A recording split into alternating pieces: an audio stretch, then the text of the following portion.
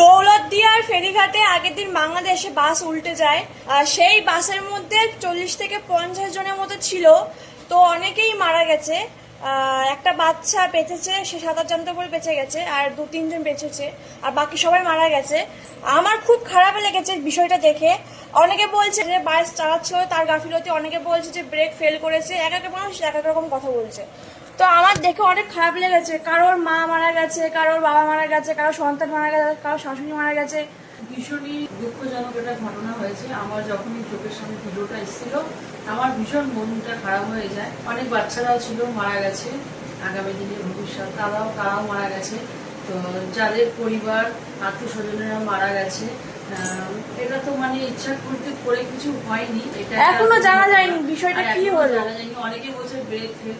এখন সঠিক যে কোনটা কি কারণে এটা হয়েছে সেটা আমরা অনেকেই জানি না, সত্যিটা কি অনেক এক একজন একরকম বলছে।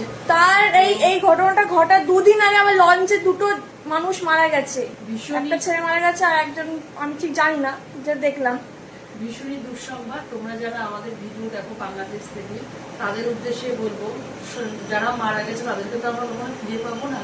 তাদের জন্য আমরা সবাই প্রার্থনা করতে পারি ঈশ্বরের কাছে, তারা যেখানেই থাকুক যেন ভালো থাকুক, তাদের জন্য আবার যেন নতুন জন্ম হয়, তারা যেন সুন্দর পৃথিবীতে আবার আসতে পারে, সেই কামনাই করবো। তাও আবার ভালো দিনে, ঈদের সময় সব। হ্যাঁ, ঈদের কিছুদিন পরে এই দুর্ঘটনাটা হয়েছে। আর ভীষণই মানে বিশ্রী হয়ে দুর্ঘটনা হয়েছে।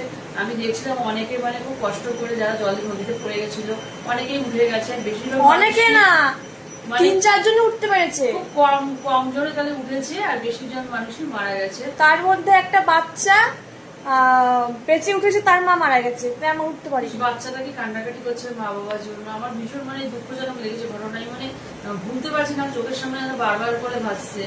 তো এটাই বলবো, মন খারাপ তো আসে অবশ্যই, তার মধ্যে দিয়ে মন খারাপ করবেন না।